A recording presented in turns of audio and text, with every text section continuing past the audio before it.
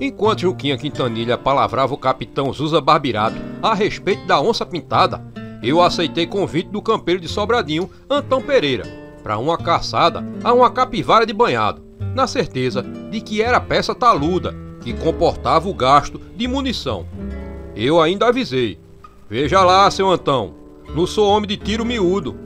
Saí em rastro de capivara, quero bicho graúdo. Foi divertida a viagem.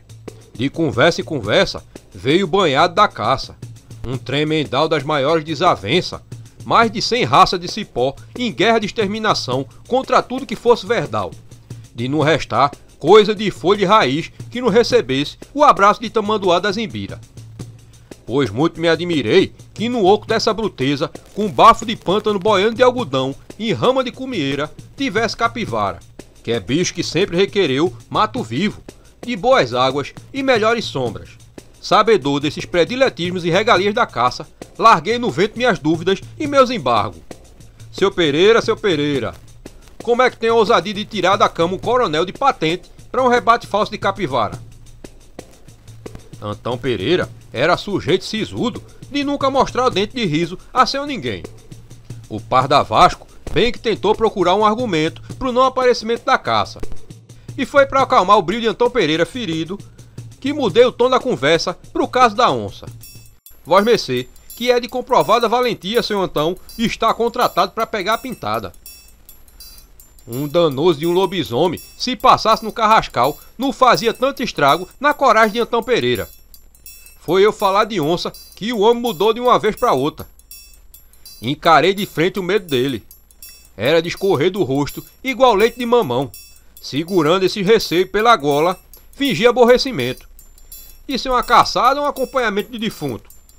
Corria as vistas de um lado para o outro, como se buscasse o falecido em seu caixão. Aí dentro do fingimento, judiei do parceiro. Cheirei o vento em costume de índio para dizer baixinho: estou sentindo bafo de caça maior. Vai aí pela ordem de uma onça bem mamada e melhor criada. Outra vez aquele vento frio de lobisomem varreu o espinhaço de Antão Pereira. Uma raiz que brotasse vinha à tona ao seu barulho, de tão silencioso que o cabra ficou. Mão em forma de concha na asa da orelha, afiancei que em derredor de meia légua pisava bicho de porte. E desandei a ministrar minhas manhas de guerra. Se a pintada atacasse de frente, o proceder da tropa devia ser assim assado. De um perigo aviso: nunca ficar de favor do vento, que é mesmo que assinar sentença de morte. Cada vez mais crescia o medo do Parda Vasco e eu de Aguilhão nas partes fracas. Eu digo, seu Antão Pereira, que onça não é bicho pra qualquer um. Não é gato do mato nem tatu que a gente futuca com vara curta. Mas foi de supetão, como é do meu feitio, que dei fim àquele deboche, asseverando que tudo não passava de uma pantomima. O que ele ia matar estava bem morto e estava na panela de Dona Francisquinha. É um cabrito especial. Foi mesmo que aforrear negro cativo. A alegria entrou de vela solta no peito do compadre. Sem faltar o devido respeito, o campeiro desencabulou as falas que em receio de onça ele havia encolhido. Antão Pereira contou um par de vantagens de uma rixa que ele tinha tido com um casal de jararacuçu em um mato brenhoso. Matou a cobra macho, restou a cobra fêmea, que andou no calcanhar dele por um mês afora.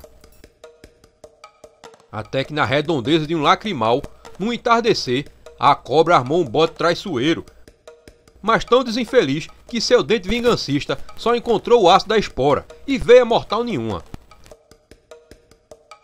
Foi a valência, foi a salvação, coronel, disse ele. Sabia que aquilo tudo não passava de garganta, conversa fiada, saliva de curral. Noite adentro, o mais rotineiro grito de bacural deixava meu povo de agasalho na orelha.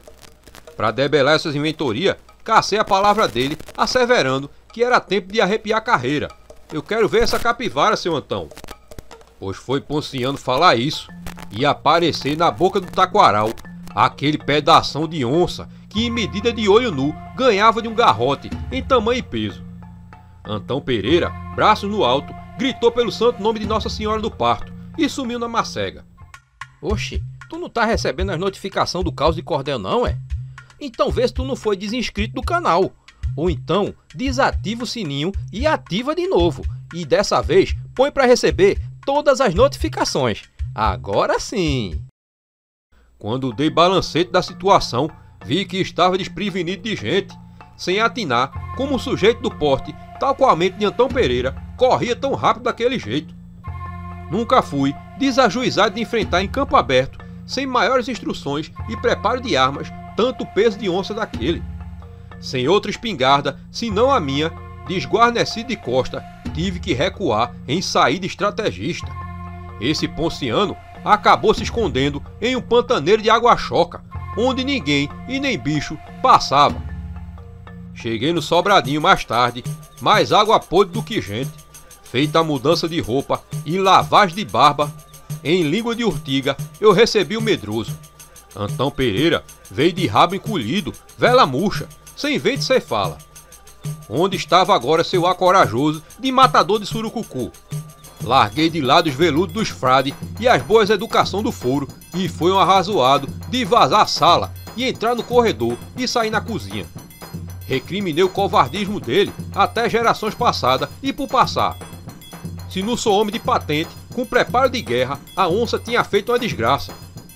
Acalmado meu ânimo, liberei o Pardavasco a seus serviços da fazenda. Veio a tarde, brotou a noite e eu de nó atravessado ainda na garganta. Destrocei 3 charutos e no toco do quarto é que o sono esfumaçou meus olhos. Pra vistoriar a cama, que isso é penitência de toda noite, chegou Francisquinha.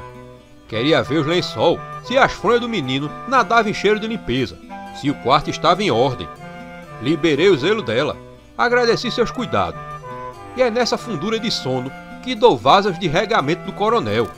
É cada invenção de nem ser possível existir em carne e osso nas casas mais debochadas das meninas de vira e mexe.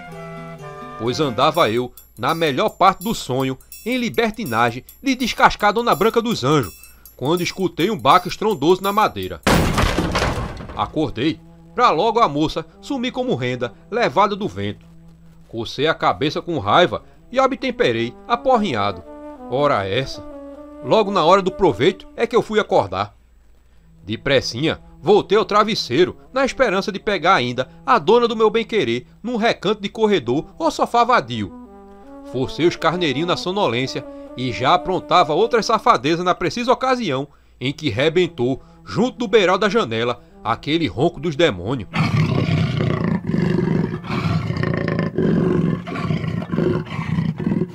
Tive de largar o bem bom da Madorna e pular de cabrito em socorro das trancas e tramelas. Meu primeiro repente, por ser possuído de gênio estourado, foi abrir a janela e liquidar o berro na fonte da nascença. Só não dei andamento a essa ideia, porque novo ronco, dos mais alentados, cortou a noite trevosa.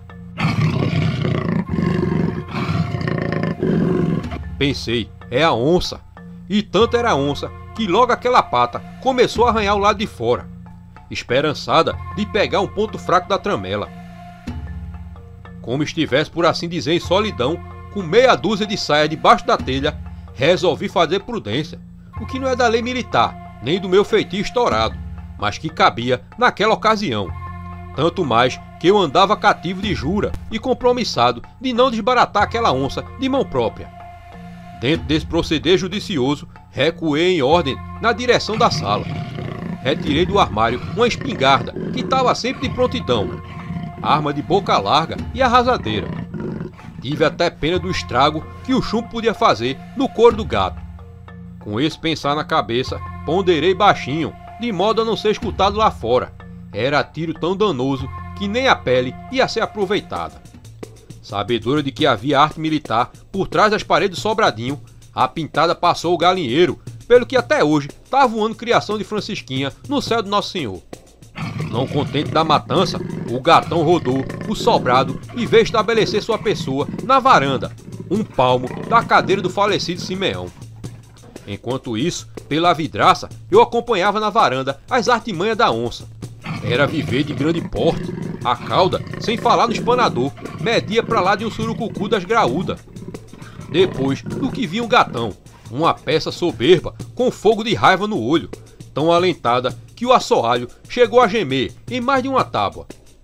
Entre essa exorbitância dos matos e do sobradinho, só existia eu e mais ninguém, que o restante do povo da casa não contava, por ser rabo de saia.